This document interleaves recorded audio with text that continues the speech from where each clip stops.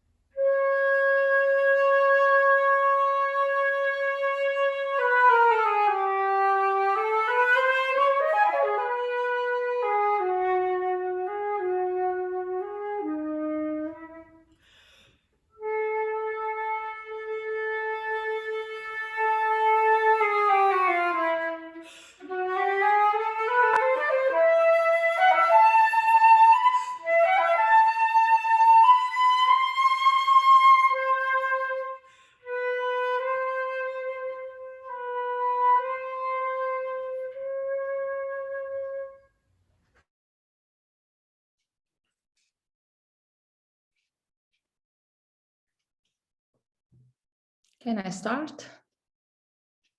Okay. Hello to everybody. I'm sure that this is a favorite of our solos, and I'm also sure that you are obligated to play it on every audition. It is quite revolutionary that flutists start orchestra piece completely on his own. I think this is also for us a big challenge. It is not easy to begin, especially because the piece is often also in the beginning of the concert. Before we start this piece, we must have, I think, clear idea about tempo, phrase, and color of sound. We must believe ourselves. We must be focused on the projection and speak to audience. After the first 4 bars of the solo, try to play with a greater projection and keen ensemble awareness. We are actually always a little bit scared of this very first, very soft entry. We must try to start soft, but on the other hand, I think we must start exact on the time and piano dynamic. I think we must try many times, just start this solo. Then the tempo is actually slow, but it must be also moderately slow. I think it's better not play it too slow tempo, especially when you practice this solo. I think that breathing is a big issue in this solo. So if you don't play the first phrase in one breath, then you must take short breath after dotted 8. But think about the whole phrase, don't cut phrase in this moment. The next important thing is intonation and sound. So be careful with this C sharp in the beginning. I think I recommended you to practice this first phrase without rhythm. Just practice these notes from C sharp to G. So just go up and down many times that you feel comfortable in this moment of sound. It will be much easier to play whole solo with sound stability. I think this is the main point of this solo. So I think this is for this solo, we can go on.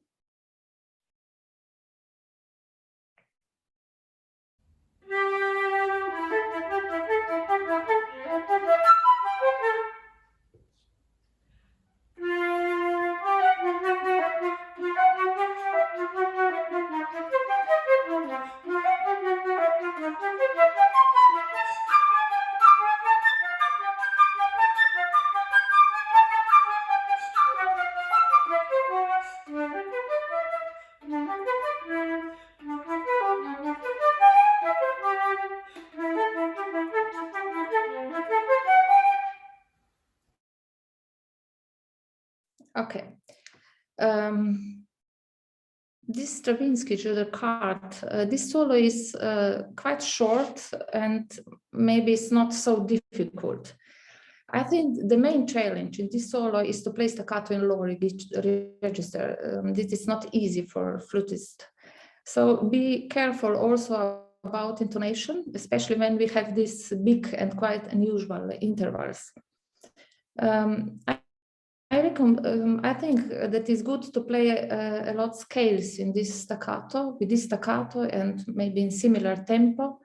So I recommended you to play different staccato scales, maybe also octavas and so on. Be careful with instant, this reaction of tone in low register. We must play with very fast air and precisely direction of air. Breathing in this solo, I think, is not delicate. This appoggiatura in bar 77, we must play very fast and short and before the main note.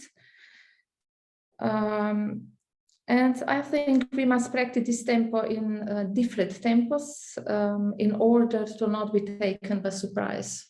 So we don't know which tempo give us the conductor. So it's very useful to choose different tempo we are practicing. Okay.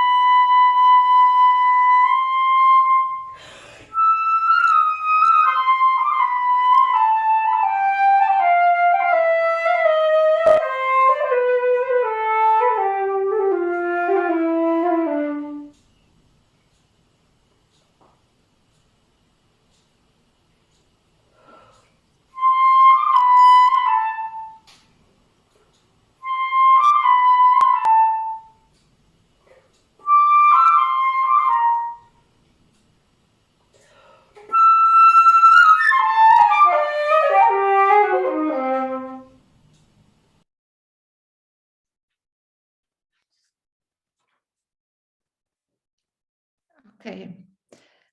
I think another great solo from flute orchestra literature, it's this Salome from Strauss opera. And this is actually Dance for Seven Whales. It is really beautiful solo. It is a piece where Salome is dancing. These whales flapping around is actually translated into music by all these runs and whole oriental flavor to the music, also by the intervals that Strauss used, a very expressive manner. We shall not hesitate when we playing, and therefore we must be very extrovert when we are playing the solo. In the beginning,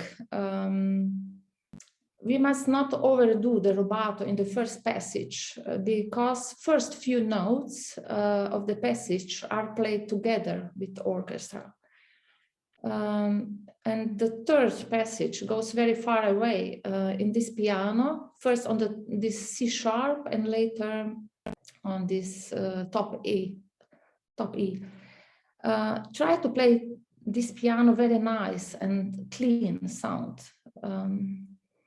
After this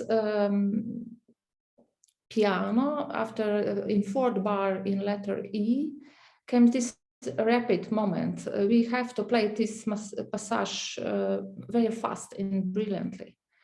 And after that, these long notes, we should play it with very clean sound. And even if we play piano, we must play with a lot of the intensity, especially in the end. We will play with a lot, a little more piano. So in this diminuendo, 2 bars before F. In part F, this part is a little bit more rhythmical and logical section in this solo. So we played just this phrase very rhythmical from letter F. So we start with this top E and go down to low D. Very difficult is this part of solo in the end when we have this very fast notes to play. We have here very strange finger combination, so we have to practice this combination with fingers. And I think it's difficult to play all intervals down. It's much easier on flute to play intervals up than down. And it's important that at the same time we play with more air and less pressure. And our lips should be very relaxed when we play this last very fast note. So I think this solo is written that we can play with a lot of emotion and very open to the audience. I just tell some important things for this 3 solo. Thank you, Karolina. It was really nice things that you're telling us. So now we are continuing with Jože for clarinet. Please play the video.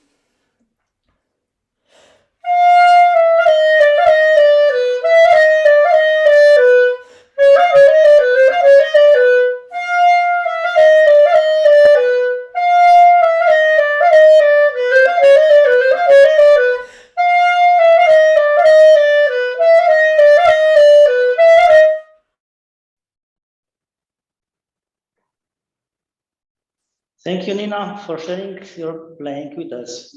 So we just heard 3 solos for clarinet. The first one, Tchaikovsky, 6th Symphony. This is quite the beginning of the first movement of the Sinfonia. The problem is that we are scared because we start with a quite high E, and when you're playing with orchestras, I think it's not so difficult. We're not scared because you play together with second clarinet and all other winds are playing. But when you do an audition, I suggest that you play. Can you show me again? Right? Sorry, I would like to show the video. No, just me. My. It's good to press the left small finger like a low F sharp. The sound is not so big, it's more close and more dark, so darker and closer, and it's easy to play, I mean, in lower dynamic. Thus, it is written in pianissimo, which usually we don't play. In orchestra, the problem is that sometimes we start too late and then we play too fast those 60 notes. So you have to be really on time, don't rush and don't be late. So the second solo, so also for the first movement, we have 2 slow solos in first movement. First one starts with A, this one is with F sharp. It's quite a big difference because the first one, the accompanies only strings. So you can really play pianissimo, sometimes 3P. But here, in this second solo, which is the end of the movement, more the end part, yes. The accompany, there are 4 horns, 2 bassons, and at the end, even flutes. So it's almost impossible to play, as it is written sometimes pianissimo, because no one will hear you. You can start, of course, very soft because you're alone, but in the second part, you will see they join the winds and the brass, as I said. So you can play a little bit more. Because it is the end of the movement, sometimes, of course, the intonation goes up, so be careful with A, the last note. You should be careful. Usually it's a little bit high. And maybe sometimes it's a problem with breathing. So I suggest, like Nina did it, she take a breath after A in part 3 to 7, and later in 330. But I think she could take more time with breathing.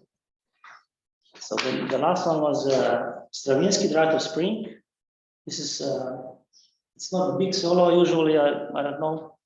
Maybe there are auditions, maybe not. So the very important is you have to play loud, because it's there are many lines in winds and strings and whatever, and it's written should be really the most important. And you can be heard only first few bars. After 11, it's almost impossible because orchestra playing very loud. Here is important that those appoggiatura short notes should be very short, so the end.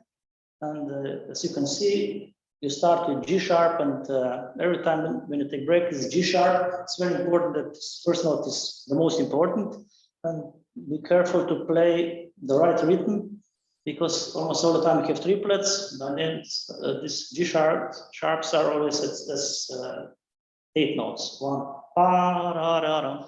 That's important. I think that's all. Okay, so we're far. moving to the next video.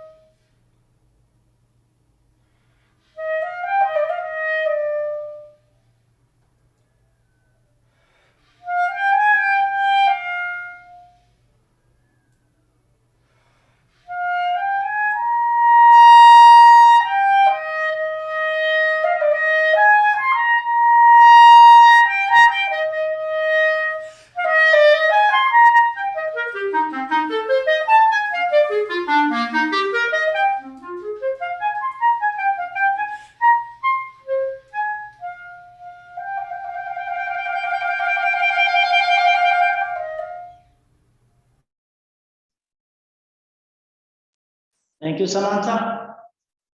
So those three parts are for sure on all auditions for clarinet. Let's start with Mendelssohn. The problem is on auditions that everybody want to play very fast. It is fast, of course. Samantha plays very fast, but still it's not so far that somebody expect.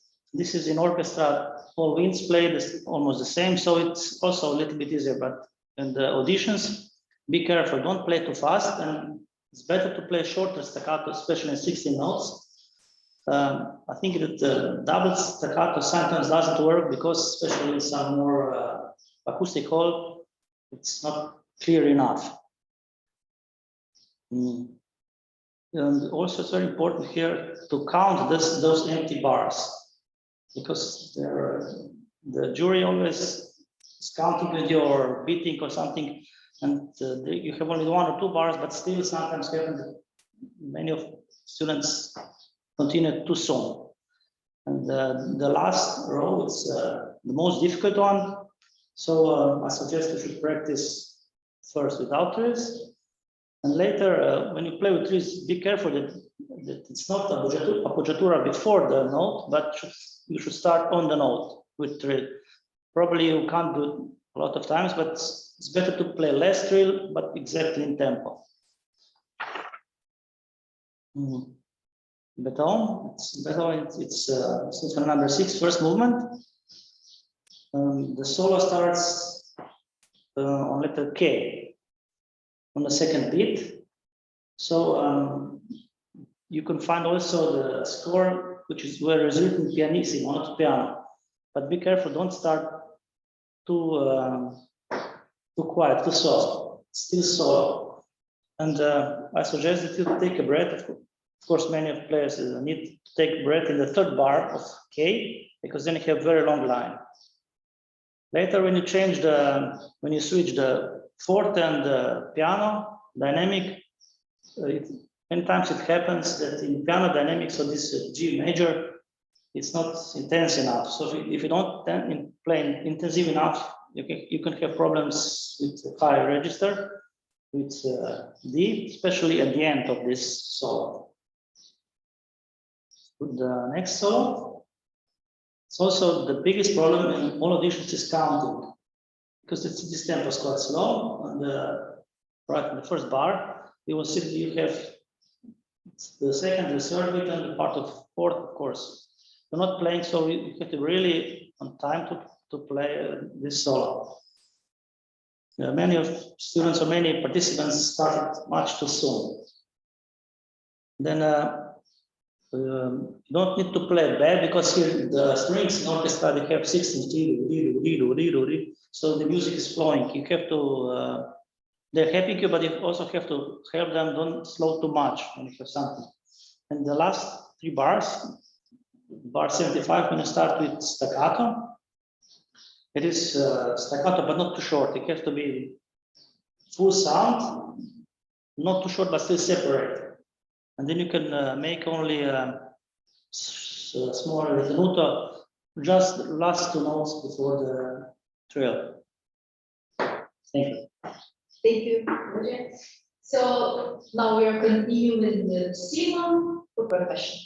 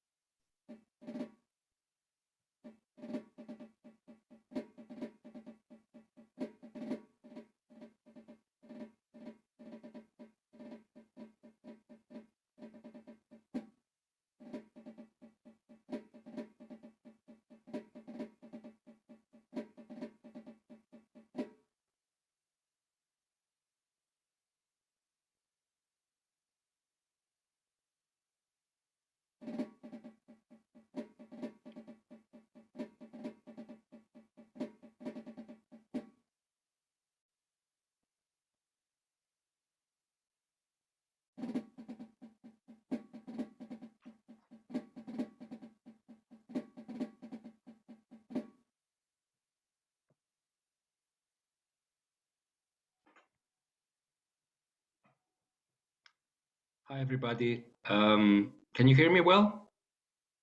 Okay, perfect. So I'm really glad to be here with you today, and I'm happy to comment on Martin's performance of this very soft snare drum excerpt that I think he does really well already. And so, of course, the thing Jože told us before, counting the empty bars, that's something that's very important for percussionists too. I mean, it's really a point where the jury will count through. So, I mean, it's not only that. It's the most important thing, I think, is to always preparing an excerpt, to visualize the orchestra experience, to hear the orchestra playing. So just to get to know the piece well. It happens to all of us to maybe play an excerpt at some point and not really know what it's all about, which is wrong, of course. And so this is helping also with the empty bars. Sometimes it's a good tip not to freeze in the empty bars, but just make some slight, very soft movements in order for the jury to count with you. Because if everybody counts on his own, we all count a bit differently. That's the reality. So it's not wrong to just tell them how to count.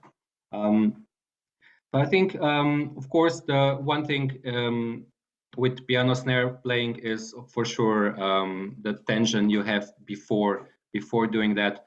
And we would sometimes do a lot of movement with our wrists before we start playing. That's what happens with Martin's part between the two parts where he's counting bars. I think for juries, and I mean for the performance itself, it kind of makes more sense to just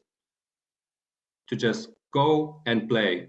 That's also before you start the part. Don't do this automatic movements that don't make sense. I think it's much better to just come and do your thing.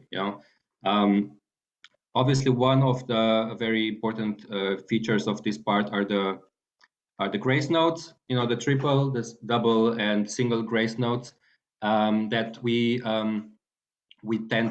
try to synchronize as much as we can. And the thing is that when starting, we have all the space, all the time in the world to play the first triple grace note. But the thing is that later on, as you can see, there's not so much time. So we really need to visualize the triple grace notes that we're going to play later on in the excerpt, and just try to start with the perfect one that we want to have also later. I think Martin did this pianissimo piano difference well, and I think he's very fit to play this well in the orchestra as well. One question here arises regarding how to play the 8 notes, the single 8 notes. Martin decided to play them with one hand, with only the right hand, which is something percussionists often do if that's the case. So we get more controlled articulation, let's say, and it kind of feels better for some places than playing with normal two-handed 8 notes. So I mean, my feeling here is that it kind of fits better to play right left. Since one hand playing somewhat feels too sterile in a way. So I mean, it's always depending on balance between articulation and the musical part of the music you play. I mean, if it just gets more movement, more groove by playing it with two hands. I'm just saying that for the 8 notes without anything, without the accents and grace notes. Let's go on.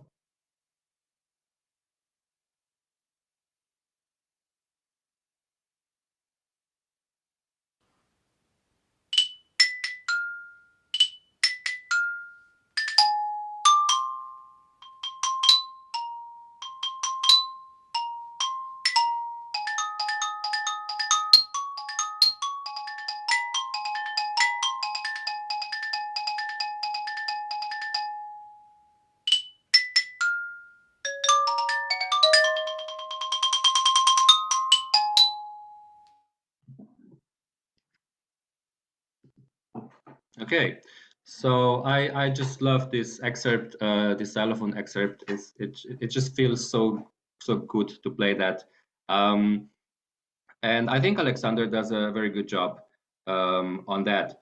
I think it's obvious from the score that Mr. Messiaen gave pretty serious instructions on how to, how to color this this excerpt. I mean, there's a lot of articulation and dynamic changes to deal with, and I think it could be more in this case. So I mean, more accents, maybe even clearer. In the end, the xylophone will be at the very back of the stage. Sometimes it just we think it's enough. We think we express what we want to express, but sometimes it happens. It's just not as much as we think we are doing. So listening to this performance by Alexander, I think there's some space to use this articulation slash dynamic idea that Messiaen gave us.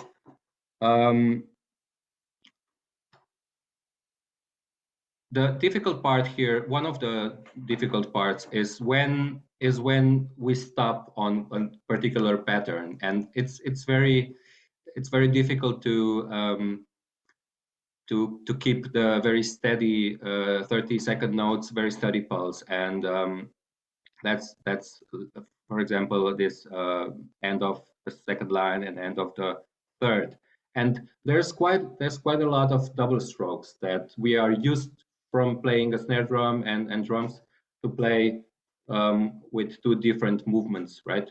And I think in cases like that where we really want to have this perfect timing,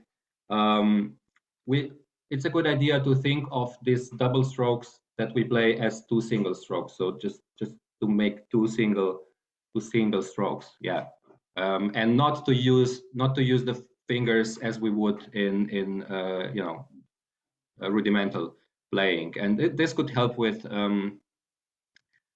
keeping the pulse so strict especially when we stop at one pattern.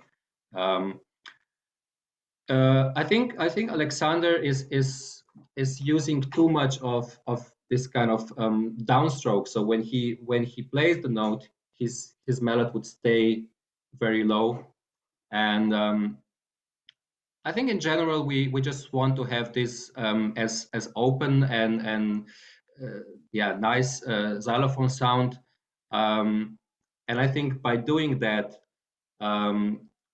we kill some of this some of this volume of the bars that a xylophone has.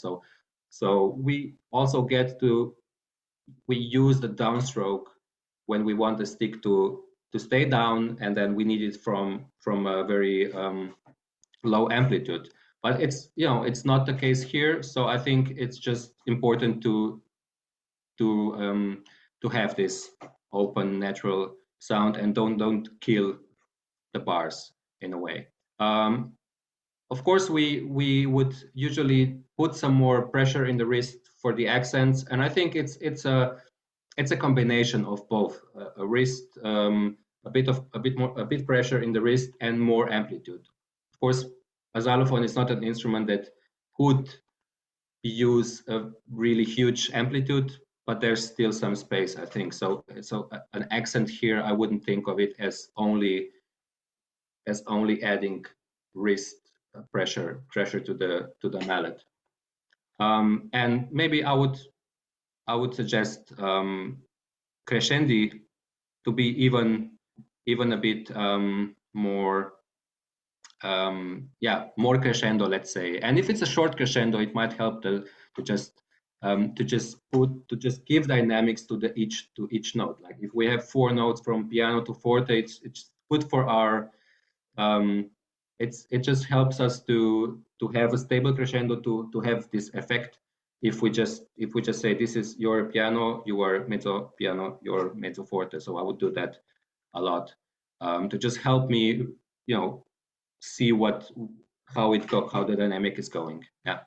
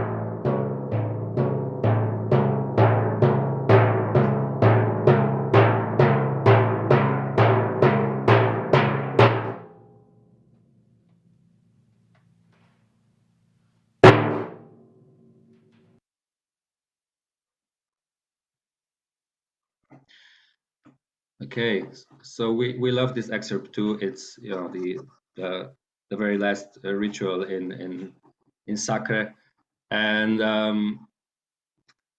there's a saying that a timpanist is a second conductor, and I always ask timpanists what they what they think this means, and I get different answers, but I think this is a place in the literature where you really are important as a conductor, let's say, or just somebody guiding the orchestra through this passage that, of course, all the participants in an orchestra know very well. But the conductor is somewhere between the notes everybody's playing. So I think in this case, it's I would think that Alexander could add in this case some more ritualistic character to it.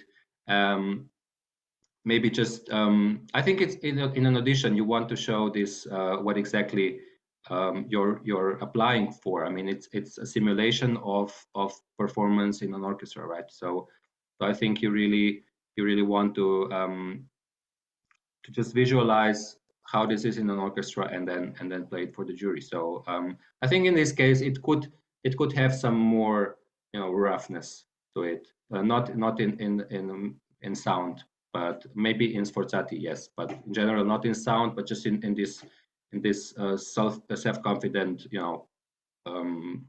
presence of the timpanist on stage. So obviously we have this forzato, meno forte, mezzo forte situation, and meno forte it's not the only place in the literature where it's a process to develop this meno forte, to have these two, especially the two steps, mezzo forte, meno forte, to get them at the kind of level where we think is best, but also to keep that dynamic level through the piece, through the part. And I think sforzati here, I mean, the general dynamic isn't very loud, especially, I mean, playing the timpani part in an orchestra. But sforzati, I think you can really go for it and not worry about it. Yes, I'll be happy to have a question also, and maybe just one last thing. I mean, the tuning of timpani that Saye made a bit faster, not to be too long. What is really important, maybe just one thing, is that timpanists in an orchestra would put their ear to the skin, not only because they want to be the only ones who hear this tuning moment, but also because you hear it so well from very close, and so it's really a good idea to play audition excerpt without giving the intonation to the jury before. So that means tuning so soft that they won't hear it. And it's perfectly possible if you put your ear to the skin. It's pretty loud, you know. Just to touch the skin, it's kind of loud, and nobody will really hear, you know, your tuning. And it's so much nicer to start to play the part, the excerpt, and just, you know, present the tones at that time, because, you know, usually you would hear a lot of notes played before we would start the piece, like many notes and then trying again, and, you know, there's a lot of playing on timpani before the performance starts. So it's so possible to do it really soft, or at least very shortly. Good, thank you. Thank you, Simon. So we are actually quite on time. I mean, we are already out of time, but I would like to ask you three a question from viewers. So maybe because Simon was talking, maybe Simon can answer first. Do you find it important for young musicians to participate in orchestra academy, youth orchestra, before starting with auditions? Of course, I mean, it's very normal to try to get as many orchestral experience as you can. I mean, it depends on the students, if that's the very thing they want to do in their lives, and they would do more of that. And if not, of course, they don't have to. But I mean, yes, of course, it's just experience. I mean, it's so important, and the more you get, the better, I think. And of course, what is very important is that orchestra programs like summer orchestra programs and similar are great opportunities, because, for example, for a timpanist, it's next to impossible to get gigs in a professional orchestra playing timpani before you are an important timpanist.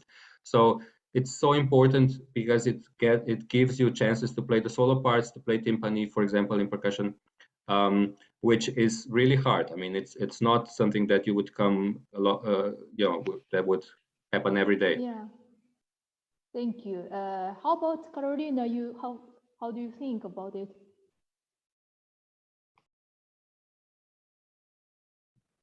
As Simon said, it's very important, yes, because young musicians get some special skills when they play in orchestra. It's completely different if you play some solo piece for flute or solo for piano. And on the other hand, if you play something with a small group.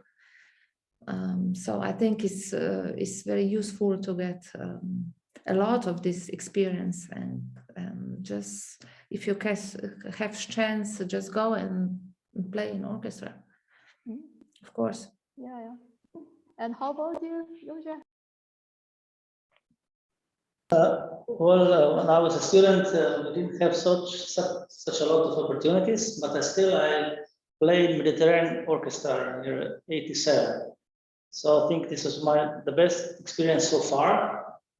And I still remember all the concerts, all the places, and of course, all the conductors. And yes, of course, it's very, very important that everybody should just participate to auditions for that kind of orchestras, and if it's possible to win that kind of audition.